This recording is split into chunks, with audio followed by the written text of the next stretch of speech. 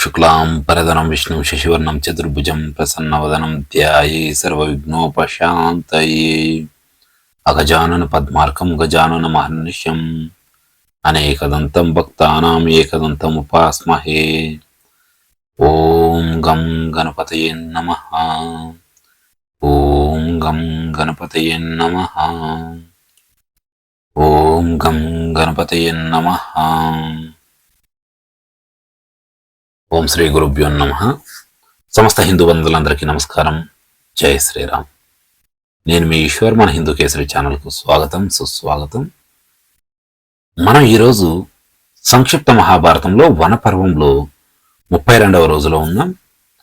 ఈరోజు మనం మరికొన్ని ఘట్టాల గురించి తెలుసుకుందాం. ఇప్పుడు మనం తెలుసుకోబోతున్న ఘట్టం అష్టావక్రుని చరిత్ర. ఈ అష్టావక్రుడు ఎవరు, అతని యొక్క చరిత్ర ఏంటి అనేది ఇప్పుడు మనం తెలుసుకుందాం. లోమశ మహాముని చెబుతున్నాడు, రాజా, ఉద్దాలకుని కొడుకు శ్వేతకేతువును ఈ భూలోకంలో మంత్రశాస్త్ర పారంగతునిగా చెప్పుకుంటూ ఉండేవారు. నిరంతరం ఫల పుష్పాలతో శోభిల్లే ఈ ఆశ్రమం అతనిదే. నీవు దీనిని దర్శించు. ఈ ఆశ్రమంలో శ్వేతకేతు మహర్షికి సరస్వతీదేవి మానవకాంతగా దర్శనమిచ్చింది. ఉద్దాలక మునికి కహోడుడనే శిష్యుడుండేవాడు. అతడు చక్కగా గురు శుశ్రూష చేసేవాడు. అందుకు సంతోషించిన గురువు అతనికి అతి శీఘ్రంగా వేదాలన్నీ నేర్పించడమే కాకుండా తన కుమార్తె సుజాతనిచ్చి వివాహం చేశాడు. కొంతకాలానికి ఆమె గర్భవతి అయింది. ఆ గర్భం అగ్నితో సమానమైన తేజస్సు కలిగి ఉంది. ఒక రోజున కహోడు వేద పాఠాలు చెబుతూ ఉండగా గర్భస్థ శిశువు, తండ్రి, మీరు రాత్రంతా వేద పాఠాలు చెబుతున్నారు, అది సరికాదు అన్నాడు. శిష్యులందరూ ఉండగా తన్ను ఇలా ఆక్షేపించినందుకు తండ్రికి కోపం వచ్చి ఆ గర్భస్థ శిశువునకు, నీవిలా వంకర మాటలాడినందుకు ఫలితంగా 8 వంకరలతో పుడతావు అని శాపమిచ్చాడు. అష్టావక్రుడు కడుపులో పెరుగుతూ ఉండగా సుజాతకు చాలా బాధగా ఉండేది. ఒకసారి ఆమె ఏకాంతంలో ధనం లేని తన భర్తను ధనం తెమ్మని కోరింది. ధనం సంపాదించడానికి కహోడు జనక మహారాజు ఆస్థానానికి వెళ్ళాడు. కాని అక్కడి వాదకుశులుడైన వంది అతనిని శాస్త్రార్థంలో ఓడించాడు. శాస్త్రాస్త్ర నియమాన్ని అనుసరించి అతనిని నీళ్లలో ముంచేశాడు. ఉద్దాలకునికి ఈ విషయం తెలిసి సుజాత దగ్గరికి వచ్చి జరిగిన సంగతి చెప్పి అష్టావక్రునికి ఈ విషయం తెలియనివద్దని చెప్పాడు. కనుక పుట్టాక కూడా అష్టావక్రునికి ఈ విషయం తెలియలేదు. అతడు ఉద్దాలకుని తన తండ్రిగా, శ్వేతకేతువును తన అన్నగా అనుకునేవాడు. ఒక రోజున అష్టావక్రునికి 12 ఏళ్ల వయసులో అతడు ఉద్దాలకుని ఒడిలో కూర్చుని ఉన్నాడు. అప్పుడు శ్వేతకేతువు వచ్చి తండ్రి ఒడిలో నుండి అతన్ని లాగివేసి, ఇది నీ బాబు ఒడేమీ కాదు అన్నాడు. శ్వేతకేతువు యొక్క ఈ కటూక్తి అష్టావక్రుని మనసును గాయపరిచింది. అతడు వెంటనే తల్లి వద్దకు వెళ్లి, నా తండ్రి ఎక్కడికి వెళ్ళాడు అని అడిగాడు. ఆమె చాలా కంగారు పడి శాపానికి భయపడి విషయమంతా చెప్పేసింది. ఈ రహస్యాన్ని తెలుసుకున్న అష్టావక్రుడు రాత్రివేళ శ్వేతకేతువును కలుసుకుని, మనమిద్దరం జనక మహారాజు చేసే యజ్ఞానికి వెళదాం. దానిని గురించి అందరూ ఇంతగా చెప్పుకుంటున్నారు. అక్కడ గొప్ప గొప్ప బ్రాహ్మణుల శాస్త్రార్థాలు వినవచ్చును అని ఆలోచన చేశాడు. ఇలా ఆలోచించుకొని ఆ మామ అల్లుళ్ళు ఇద్దరూ జనకుని సంపత్సమృద్ధమైన యజ్ఞానికి వెళ్ళారు. యజ్ఞశాలను చేరుకుని లోపలికి వెళ్ళబోతుండగా ద్వారపాలకుడు, అయ్యా, మీకు వందనాలు. మేము కేవలం రాజాజ్ఞను పాటించేవారమే. రాజుగారి ఆదేశానుసారం మేము చెప్పేది వినండి. ఈ యజ్ఞశాలలోకి బాలురకు ప్రవేశం లేదు. కేవలం పెద్దలకు, విద్వాంసులైన బ్రాహ్మణులకే ప్రవేశం లభిస్తుంది అన్నాడు. అప్పుడు అష్టావక్రుడు, ద్వారపాలక, మనుష్యుడు వయస్సు చేత గాని, జుట్టు పండిపోవడం వలన గాని, ధనం చేత గాని, అధిక సంతానం వలన గాని పెద్దవాడు అనిపించుకోడు. వేదాలు చెప్పగలిగిన వాడే బ్రాహ్మణులలో పెద్దవాడు. ఋషులు ఈ నియమాన్నే అంగీకరిస్తారు. నేను ఈ రాజసభలో వందిని కలుసుకోవాలనుకుంటున్నాను. నీవు నా తరపున మహారాజునకు ఈ సూచనను అందించు. ఈ రోజు మేము విద్వాంసులతో శాస్త్రార్థ చర్చ చేయడం నీవు చూస్తావు. వాదం పెరిగిన తర్వాత వంది పరాజితుడవుతాడు అని అన్నాడు. దానికి ద్వారపాలుడు, సరే, మంచిది, నేను ఏదో ఒక ఉపాయం చేత మిమ్మల్ని సభలో ప్రవేశపెట్టే ప్రయత్నం చేస్తాను. కానీ మీరు అక్కడికి వెళ్ళాక విద్వాంసులకు ఉచితమైన పనిని చేసి చూపాలి అని చెప్పి అతడు వారిని రాజు వద్దకు తీసుకువెళ్ళాడు. అక్కడ అష్టావక్రుడు, రాజా, నీవు జనక వంశంలో ప్రధానుడవు, చక్రవర్తివి. మీ దగ్గర వంది అనే విద్వాంసుడున్నాడని విన్నాను. అతడు బ్రాహ్మణులను శాస్త్రార్థాలలో ఓడిస్తాడని, పైగా వారిని మీ మనుషుల చేతనే నీళ్లలో పడత్రోయిస్తారని బ్రాహ్మణుల వలన విని వచ్చాను. నేను అద్వైత బ్రహ్మ విషయం మీద అతనితో శాస్త్ర చర్చ చేయాలని వచ్చాను. ఆ వంది ఎక్కడ? అతనిని కలుసుకుంటాను అన్నాడు. అప్పుడు రాజు వంది యొక్క గొప్పతనాన్ని చాలా మంది వేదవేత్తలైన బ్రాహ్మణులు చూసేశారు. అతని శక్తి తెలియక నీవు అతన్ని జయించగలనని అనుకుంటున్నావు. ఇంతకుముందు ఎంతో మంది బ్రాహ్మణులు రాలేదు. వారందరూ సూర్యుని ముందు తారల్లా అతని ముందు తేజోహీనులైపోయారు అన్నాడు. అప్పుడు అష్టావక్రుడు, నా వంటి వారి పాల పడలేదు కాబట్టి అతడు సింహంలాగా నిర్భయంగా కబుర్లు చెబుతున్నాడు. కాని నేడు నా చేతిలో ఓడిపోయి దారి మధ్యలో విరిగిన రథం ఎక్కడిదక్కడే కూలిపోయినట్లుగా అతడు మూగవాడైపోతాడు అని అన్నాడు. అప్పుడు రాజు అష్టావక్రుని పరీక్షింపదల్చి 30 అవయవాలు, 12 భాగాలు, 24 పర్వాలు, 360 ఆకులు గల పదార్థాన్ని తెలుసుకున్నవాడే గొప్ప విద్వాంసుడు అన్నాడు. అది విని అష్టావక్రుడు పక్షి రూపమైన 24 పర్వాలు, ఋతు రూపమైన 6 నాభులు, మాస రూపమైన 12 అంశాలు, దిన రూపమైన 360 ఆకులు కలిగి నిరంతరం తిరుగుతూ ఉండే సంవత్సర రూపమైన కాలచక్రం మిమ్ము రక్షించుగాక అన్నాడు. ఆ సరైన సమాధానం విని రాజు నిద్రపోతూ కూడా ఏది కన్నులు మోయదు, పుట్టాక కూడా చలనం లేనిది ఏది, దేనిలో హృదయం ఉండదు, వేగంతో వృద్ధి చెందేది ఏది అని ప్రశ్నించాడు. అప్పుడు అష్టావక్రుడు సమాధానం చెబుతూ, చేప నిద్రపోతూ కూడా కన్నులు మోయదు, గుడ్డు పుట్టాక కూడా చలించదు, రాయిలో హృదయం ఉండదు, నది వేగంతో వృద్ధి చెందుతుంది అని సమాధానాలు చెప్పాడు. ఇది విని రాజు, మీరు దేవతలతో సమానమైన ప్రభావం కలవారు, మీరు మనుష్య మాత్రులు కారు, మీరు బాలకులు కూడా కాదు, మిమ్మల్ని వృద్ధులనే భావిస్తున్నాను. వాద వివాదాలలో మీతో సమానులు ఎవరూ లేరు కనుక మిమ్మల్ని మండప ద్వారం దగ్గర అప్పగిస్తున్నాను, అక్కడే వంది ఉన్నాడు అని పలికాడు.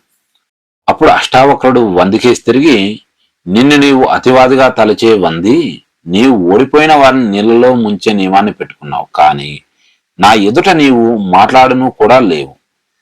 ప్రళయ కాలాగ్ని ముందు నదీ ప్రవాహం ఎండిపోయినట్లుగా నా ఎదుట నీ వాదన శక్తి నష్టమైపోతుంది. నీవు నా ప్రశ్నలకు సమాధానం ఇవ్వు, నేను నీ ప్రశ్నలకు సమాధానం ఇస్తాను అన్నాడు. నిండు సభలో అష్టావక్రుడు క్రోధంతో గర్జించి ఇలా రెచ్చగొట్టగా వంది, అష్టావక్ర, ఒకే అగ్ని అనేక రకాలుగా వెలుగుతుంది, ఒకే సూర్యుడు జగత్తునంతా ప్రకాశింపజేస్తాడు. శత్రునాశకుడైన దేవరాజు ఇంద్రుడొక్కడే వీరుడు, అలాగే పితృదేవతలకు అధిపతి యముడు కూడా ఒక్కడే అన్నాడు.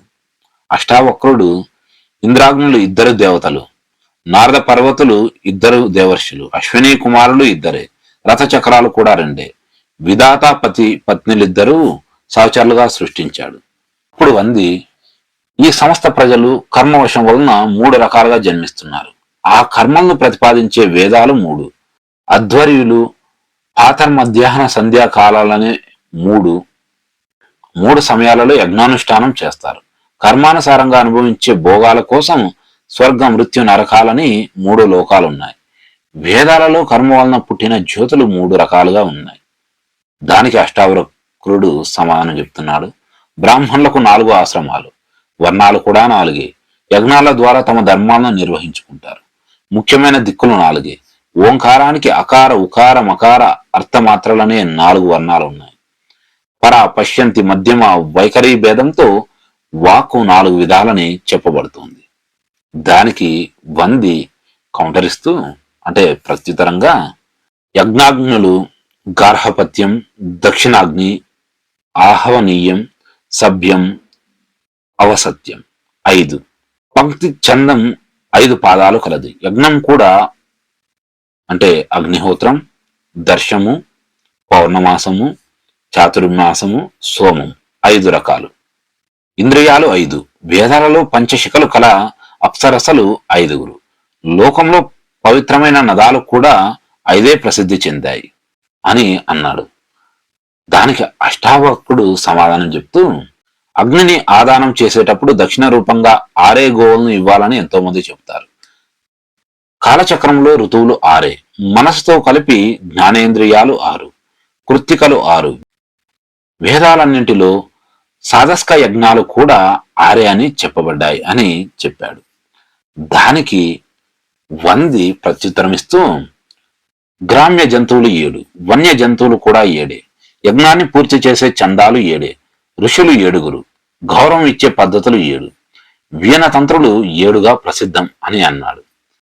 దానికి అష్టావక్రుడు ఇలా ప్రత్యుత్తరం ఇచ్చాడు. వందల కొద్దీ వస్తువులను తూచే పక్కెడతాలు 8 రకాలు, సింహాన్ని చంపే శరభానికి 8 కాళ్ళు, దేవతలలో వసువులే 8 మంది అని చెబుతారు. యజ్ఞాలన్నింటిలో యజ్ఞస్తంభ కోణాలు కూడా 8 అంటారు అని జవాబిచ్చాడు. దీనికి వంది మళ్ళీ ఎదురుగా సమాధానం చెప్తున్నాడు, అంటే ప్రత్యుత్తరం ఇస్తున్నాడు. పితృయజ్ఞంలో సమిధలు విడిచే మంత్రాలు 9 అని చెబుతారు. సృష్టిలో ప్రకృతి భాగాలు 9గా చేయబడ్డాయి. బృహతి చందానికి అక్షరాలు కూడా 9. అనేక రకాల సంఖ్యలు పుట్టడానికి కారణభూతమైనవి 1 మొదలుకొని 9 అని అన్నాడు. దానికి అష్టావక్రుడు ఇలా ప్రత్యుత్తరం ఇచ్చాడు. లోకంలో దిక్కులు 10, వ్యయ సంఖ్య కూడా 100ను 10 సార్లు లెక్కిస్తే వస్తుంది. గర్భవతి 10 మాసాలు గర్భాన్ని మోస్తుంది. తత్వోపదేశం చేసేవాళ్ళు 10 మంది, అలాగే పూజింపదగిన వారు కూడా 10 మందే అని ప్రత్యుత్తరం ఇచ్చాడు. దానికి వంది ప్రత్యుత్తరం ఇస్తూ ఇలా చెప్తున్నాడు. పశువుల శరీరాలలో 11 రకాల మార్పులను కలిగించే ఇంద్రియాలు 11 ఉంటాయి. యజ్ఞ స్తంభాలు 11, ప్రాణుల వికారాలు 11, ఏకాదశ రుద్రులని ప్రతీతి అని చెప్పాడు. దానికి అష్టావక్రుడు ఇలా సమాధానం చెప్పాడు. ఒక ఏడాదిలో 12 మాసాలు ఉంటాయి. జగతి ఛందస్సులో 12 అక్షరాలు ఉంటాయి. ప్రాకృత యజ్ఞం 12 రోజులని చెప్పబడింది. ధీరులు ఆదిత్యులు 12 మంది అని అంటారని జవాబిచ్చాడు. దానికి వంది, స్థితులలో త్రయోదశి ఉత్తమమైనది అంటారు. భూమిపై 13 ద్వీపాలున్నాయని చెబుతారు. ఈ రీతిగా వంది శ్లోకంలో అర్ధభాగాన్ని మాత్రమే చెప్పి ఊరకుండిపోయాడు. అష్టావక్రుడు మిగిలిన అర్ధభాగాన్ని పూర్తి చేస్తూ, 2 అగ్ని, వాయువు, సూర్యుడు ఈ 3 దేవతలు 13 రోజులలో జరిగే యజ్ఞాలలో వ్యాపకులు. వేదాలలో అతి చందానికి 13 అక్షరాలున్నాయని పూర్తి చేశాడు. అది వినగానే వంది ముఖం దించుకొని ఆలోచనలో పడ్డాడు. కానీ అష్టావక్రం నోటి నుండి మాటలు ప్రవాహంలో సాగుతూనే ఉన్నాయి. ఇది చూసిన సభలోని బ్రాహ్మణులు హర్షధ్వానాలు చేస్తూ అష్టావక్రుని సమీపించి అతన్ని సన్మానించసాగారు. అప్పుడు అష్టావక్రుడు, రాజా, ఈ వంది శాస్త్రార్థాలలో అనేక పండిత బ్రాహ్మణులను ఓడించి నీటిలో ముంచేశాడు. ఇతనికి కూడా వెంటనే అదే గతి పట్టాలి అన్నాడు. అప్పుడు వంది, మహారాజా, నేను జలాధీశుడైన వరుణుని కొడుకును. నా తండ్రి కూడా మీరు చేసినట్లే 12 ఏళ్లకు పూర్తి అయ్యే యజ్ఞాన్ని చేస్తున్నాడు. దానికోసమే నేను నీటిలో ముంచడం అనే వంకతో శ్రేష్ఠులైన బ్రాహ్మణులను ఎంచి వర్ణలోకానికి పంపాను. వారంతా ఇప్పుడే తిరిగి రాగలరు. ఈ అష్టావక్రుడు నాకు పూజ్యుడు. ఇతని దయ వలన నీళ్లలో మునిగి నేను కూడా నా తండ్రి వరుణ్ణి వెంటనే కలుసుకునే సౌభాగ్యం కలిగింది అని అన్నాడు. రాజు వంది మాటల వలలో చిక్కుకొని ఆలస్యం చేయడం చూసిన అష్టావక్రుడు, రాజా, నేను చాలాసార్లు చెప్పాను, అయినా నీవు మదించిన ఏనుగులా ఏదీ వినిపించుకోవడం లేదు. జిగురు గల ఆకులలో భోజనం చేసి నీ బుద్ధి నశించిపోయి ఈ ఇచ్చకాలాడే వాని మాయలో పడిపోయావు అనిపిస్తోంది అన్నాడు. దానికి జనకుడు, దేవా, నేను మీ దివ్య వ్యాఖ్యను వింటున్నాను. మీరు సాక్షాత్తు దివ్య పురుషులు. మీరు శాస్త్రార్థంలో వందిని ఓడించారు. నేను మీ కోరిక ప్రకారం ఇప్పుడే ఇతన్ని దండిస్తాను అన్నాడు. అప్పుడు వంది, రాజా, వరుణి పుత్రుడైన నాకు నీటిలో మునగడానికి భయం లేదు. ఈ అష్టావక్రుడు చాలా రోజులుగా నీళ్ళలో మునిగి ఉన్న తన తండ్రి కహోడుని ఇప్పుడే చూస్తాడు అన్నాడు. సభలో ఇలా సంభాషణ సాగుతుండగానే సముద్రంలో ముంచబడిన బ్రాహ్మణులందరూ వరుణదేవుని చేత సన్మానించబడి నీటి బయటకు వచ్చారు. వారు జనకుని సభలో ప్రవేశించారు. వారి మధ్యలో ఉన్న కహోడు, మనుష్యుడు ఇలాంటి పనుల కోసమే పుత్రుడు కావాలని కోరుకుంటాడు. నేను చేయలేని పనిని నా కొడుకు చేసి చూపించాడు. రాజా, అప్పుడప్పుడు దుర్బలునికి బలవంతుడు, మూర్ఖునికి పండితుడు అయిన కొడుకులు కలుగుతూ ఉంటారు అన్నాడు. అనంతరం వంది కూడా జనక మహారాజు అనుమతి తీసుకుని సముద్రంలోకి దూకేశాడు. బ్రాహ్మణులందరూ అష్టావక్రుణ్ణి అష్టావక్రుడి యొక్క తండ్రిని పూజించారు. అష్టావక్రుడు తన మామ శ్వేతకేతువుతో కలిసి ఆశ్రమానికి తిరిగి వచ్చాడు. అక్కడికి వెళ్ళగానే కహోడు అష్టావక్రునికి సమంగా నదిలో మునగమన్నాడు. అష్టావక్రుడు అలా మునగ్గానే అతని అవయవాలన్నీ చక్కగా నిటారుగా అయ్యాయి. అతని స్పర్శతో నది కూడా పవిత్రమైంది. ఈ నదిలో స్నానం చేసిన వారు పాప విముక్తులవుతారు. రాజా, నీవు ద్రౌపది తమ్ముళ్ళు ఈ నదిలో దిగి స్నానం ఆచమనం చేయండి అని అన్నాడు. ఇంతటితో ఈ యొక్క ఘట్టం ముగిసింది. మనం ఈ ఘట్టం నుండి ఇప్పుడు మనం మరో ఘట్టంలోకి అడుగు పెట్టబోతున్నాం. ఇప్పుడు మనం తెలుసుకోబోతున్న ఘట్టం పాండవులు గంధమాదనమును చేరుట. లోమశ మహాముని చెబుతున్నాడు, రాజా, ఈ కనిపించే మధువిలా నదికే సమంగమని ఇంకో పేరుంది. ఈ కర్దమిలా క్షేత్రంలో భరతునికి పట్టాభిషేకం జరిగింది. వృత్రాసురుణ్ణి వధించాక ఇంద్రుడు రాజ్యభ్రష్టుడైనప్పుడు ఈ సమంగా నదిలోనే స్నానం చేసి పాప విముక్తుడయ్యాడు. ఈ మైనాక పర్వత మధ్య భాగంలోనిది వినశన తీర్థం. ఈ పక్కది కనకల పర్వత పంక్తి. ఇది ఋషులకు అత్యంత ప్రియమైనది. దీనికి దగ్గరలోనే గొప్ప నది గంగా కనబడుతోంది. పూర్వం సనత్ కుమారుడు ఇక్కడే సిద్ధి పొందాడు. రాజా, ఇందులో స్నానం చేస్తే సర్వ పాపాలు పోతాయి. ఇంకాస్త ముందుకు వెళితే పుణ్య సరస్సు, భృగుతుంగ పర్వతం వస్తాయి. అక్కడ నీవు ఉష్ణగంగా తీర్థంలో మంత్రులతో సహితంగా స్నానం చేద్దువు గాని. అదిగో స్థూలశిర మహాముని అందమైన ఆశ్రమం కనిపిస్తోంది. అక్కడ మానక్రోధాలను మనసు నుండి పోగొట్టుకోవాలి. ఇక్కడ రైభ్యముని యొక్క సమృద్ధమైన ఆశ్రమం ఉంది. ఇక్కడ వృక్షాలు ఎప్పుడూ పూలతో పళ్ళతో శోభిల్లుతూ ఉంటాయి. ఇక్కడ నివసిస్తే నీకు అన్ని పాపాల నుండి విముక్తి కలుగుతుంది. రాజా, ఉషీర బీజ, మైనాక, శ్వేత, కాల పర్వతాలు దాటి నీవు ముందుకు వచ్చావు. ఇక్కడ 7 పాయలుగా ప్రవహిస్తున్న భాగీరథి ఉంది. ఇది నిర్మలమైన పవిత్ర స్థానం. ఇక్కడ అగ్ని నిరంతరం వెలుగుతూ ఉంటుంది. ఇప్పుడు ఈ స్థానం మనుషులకు కనిపించడం లేదు. నీవు ధీరుడవై సమాధ స్థితిని పొందితే ఈ అన్ని తీర్థాలు దర్శించగలవు. ఇక మనం మందరాచల పర్వతానికి వెళ్దాం. అక్కడ మణిభద్రుడనే యక్షుడు, యక్షరాజు కుబేరుడు ఉంటారు.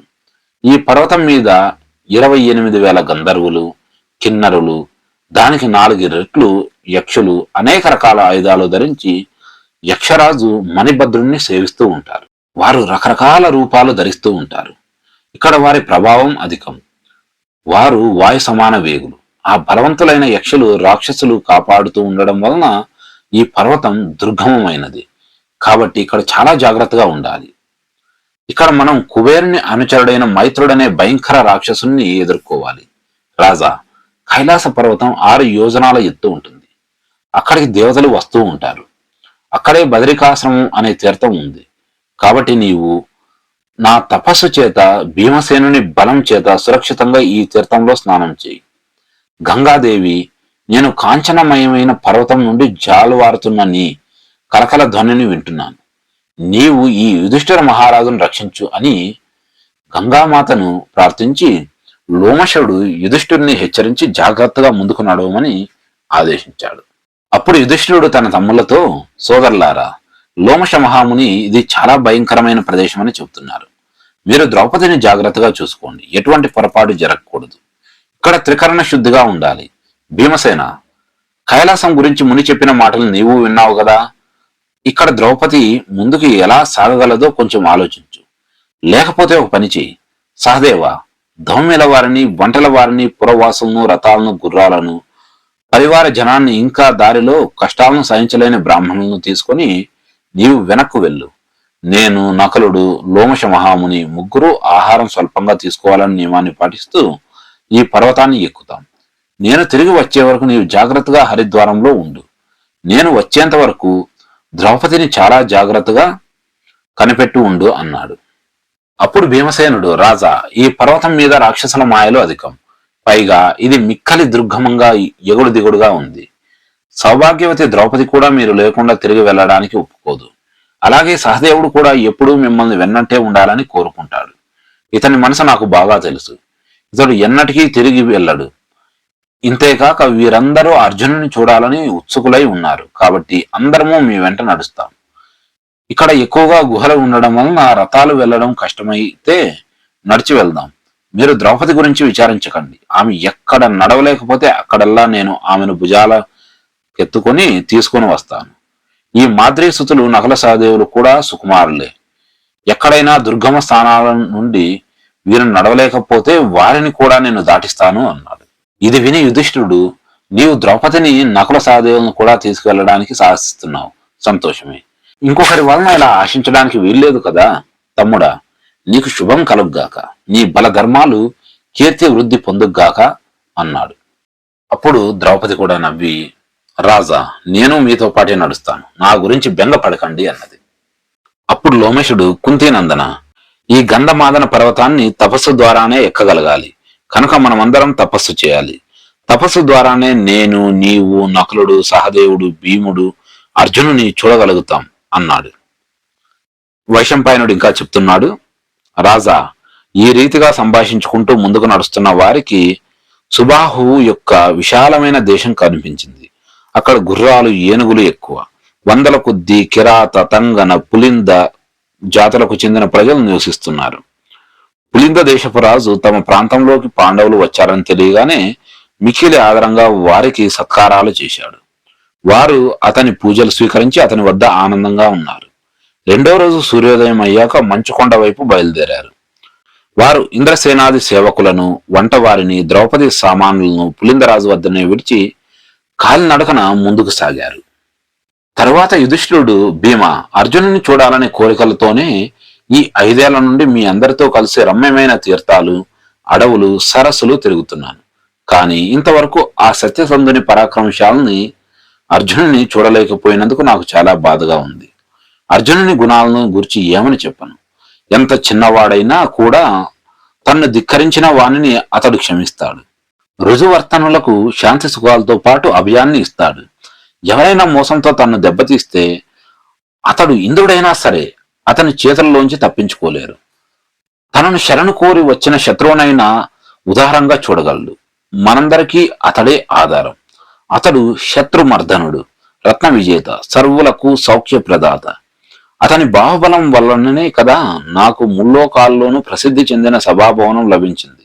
అతని పరాక్రమం బలరామకృష్ణులతో నీతో పోటీ పడుతూ ఉంటుంది. అతన్ని చూడ్డానికే ఈ గంధమాదన పర్వతం ఎక్కుతున్నాము. ఈ ప్రాంతంలో ఏ వాహనాన్ని ఎక్కి వెళ్ళలేరు. క్రూరులు, లోవులు, ఆశాంత చిత్తులు, సంయమనం లేని వారిని ఈగలు, దోమలు, జోరీగలు, సింహాలు, పెద్ద పులులు, పాములు మొదలైనవి బాధిస్తాయి. సంయముల ఎదుటికి కూడా అవి రావు. కనుక మనం మనోనిగ్రహంతో అల్పాహారులమై ఈ పర్వతాన్ని ఎక్కాలి అని చెప్పసాగాడు. అప్పుడు లోమశముని, సౌమ్యుడా, పవిత్రమైన చల్లని నీళ్లు గల అలకనందా నది ప్రవహిస్తోంది. ఇదిగో, ఇది బదరికాశ్రమం నుండి వెలువడుతోంది. దేవర్షి గణాలు దీని జలాన్ని సేవిస్తారు. ఆకాశచారులైన వాలకిల్లిలు, గంధర్వులు ఈ తీరానికి వస్తూ ఉంటారు. ఇక్కడ మరీచి, పులహుడు, భృగువు, అంగీరసుడు మొదలైన మునీశ్వర్లు చక్కని స్వరంతో సామగానం చేస్తూ ఉంటారు. గంగా ద్వారంలో శంకర భగవానుడు ఈ జలాన్ని తన జటలలో బంధించాడు. మీరంతా పరిశుద్ధ మనస్కులై ఈ గంగా నదికి మోకరిల్లండి అని అన్నాడు. అతని మాటలు విని వారు అలకనందా నది వద్దకు వెళ్లి దానికి ప్రణామాలు అర్పించారు. తరువాత ఆనందంగా ఋషులందరితో కలిసి నడవసాగారు. లోమశుడు చెప్తున్నాడు, ఈ ఎదురుగా కైలాస శిఖరంలా తెల్లగా కనిపిస్తున్నది నరకాసురుని ఎముకలు. పూర్వం ఇంద్రుని హితం కోరి విష్ణు భగవానుడు ఇక్కడే ఆ దైత్యుణ్ణి సంహరించాడు. ఆ దైత్యుడు 10,000 ఏళ్లు కఠోరమైన తపోబలం చేత, బాహుబలం చేత దేవతలకు అజేయుడై వారిని ఇబ్బందులు పాలు చేశాడు. ఇంద్రుడు చాలా కంగారు పడి మనసులోనే విష్ణు భగవాను స్మరించాడు. భగవానుడు ప్రసన్నుడై ప్రత్యక్షమయ్యాడు. దేవతలు, ఋషులు అందరూ అతనిని స్తుతించి తమ గోడు వెళ్ళబోసుకున్నారు. అప్పుడు విష్ణువు, దేవరాజా, నీవు నరకాసురునికి భయపడుతున్నావని నాకు తెలుసు. అతడు తన తప ప్రభావంతో నీ సింహాసనాన్ని స్వాధీనం చేసుకోవాలనుకుంటున్నాడనే సంగతి నాకు తెలుసు. నీవు నిశ్చింతగా ఉండు. అతడు తపసిద్ధి పొందాడు. అయినా నేను అతన్ని త్వరలోనే సంహరిస్తాను అని చెప్పాడు. ఇంద్రునితో ఇలా చెప్పి విష్ణువు ఒక్క లెంపకాయతో అతని ప్రాణాలు తీశాడు. ఆ దెబ్బ తింటూనే అతడు కొండలా నేల కూలాడు. ఈ రీతిగా భగవంతుని చేత చంపబడిన ఆ రాక్షసుని ఎముకలే ఈ ఎదురుగా కనిపిస్తున్నాయి. ఇదే కాకుండా విష్ణు భగవానుడు చేసిన ఇంకొక పని కూడా ప్రసిద్ధమైంది. సత్యయుగంలో ఆదిదేవుడు శ్రీనారాయణుడు యమధర్మరాజు కార్యం నిర్వర్తిస్తూ ఉండేవాడు. ఆ రోజులలో మృత్యువు లేని కారణంగా ప్రాణులన్నీ వృద్ధి చెందుతూ ఉండేవి. ఆ భారంతో భూమి సముద్రంలోని 100 యోజనాల లోపలకు కూరుకుపోయింది. నారాయణుని సన్నిధికి వెళ్లి ఆమె ఇలా మొరపెట్టుకుంది. భగవాన్, మీ దయ వలన నేను చాలా కాలం స్థిరంగా ఉన్నాను, కానీ ఇప్పుడు భారం అధికమై నిలవలేకపోతున్నాను. ఈ భారాన్ని మీరే తొలగించగలరు. శరణాగతురాలని దయచూపండి అని ప్రార్థించింది. భూదేవి మాటలు విని భగవంతుడు, పృథ్వీ, నీవు తేలికపడే ఉపాయం చూస్తాను అని ఓదార్చి ఆమెను పంపాడు. తాను ఒక కొమ్ము ఉన్న వరాహ రూపాన్ని ధరించాడు.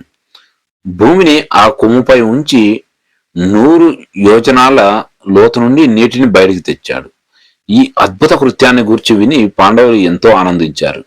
లోమశుడు చెప్పిన దారి గుండా త్వరగా నడవసాగారు. ఇంతటితో ఈ యొక్క ఘట్టం ముగిసింది. ఇంతటితో ఈ రోజు యొక్క సంక్షిప్త మహాభారతాన్ని మనం ముగిద్దాం. ఈరోజు మనం 32వ భాగంలో ఉన్నాం. ఈ యొక్క భాగం ఇంతటితో సమాప్తమైంది. ఈ ఘట్టం నుండి మనం ఒక ప్రశ్నని ఇప్పుడు మీ ముందు నేను ఉంచబోతున్నాను. ఆ ప్రశ్నకు మీరు సరైన సమాధానాన్ని కామెంట్స్ రూపంలో తెలియచేసి మీరు కూడా భగవద్గీత విజేతలుగా నిలవాలని మనస్ఫూర్తిగా కోరుకుంటున్నాను. ఇప్పుడు నేను ఈ యొక్క ఘట్టం నుండి మీకు ఒక ప్రశ్నను అడుగుతున్నా. ఆ యొక్క ప్రశ్నకు సరైన సమాధానాన్ని కామెంట్ చేయండి. ఈరోజు ప్రశ్న: ఏ పర్వతం మీద మణిభద్రుడనే యక్షుడు, యక్షరాజు కుబేరుడు ఉంటారు?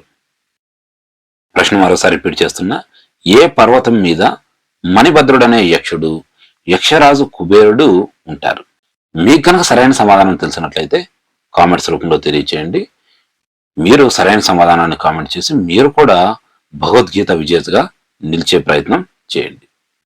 ఇక మన ఛానల్లోని అన్ని వీడియోలను కూడా వీక్షిస్తూ, ముఖ్యంగా మన సంక్షిప్త మహాభారతం కార్యక్రమాన్ని వీక్షిస్తూ, మన ఛానల్లోని అన్ని వీడియోలను కూడా వీక్షిస్తూ మనకు సహకారం అందిస్తున్న ప్రతి ఒక్క హిందూ బంధువుకి హృదయపూర్వక ధన్యవాదాలు తెలియజేసుకుంటూ ఈ యొక్క కార్యక్రమాన్ని ఇంతటితో ముగిస్తున్నాం. మళ్ళీ రేపటి మన సంక్షిప్త మహాభారతం 33వ భాగంలో మళ్ళీ కలుసుకుందాం. అంతవరకు సెలవు. నమస్కారం. జై శ్రీరామ్. భారత్ మాతాకి జై.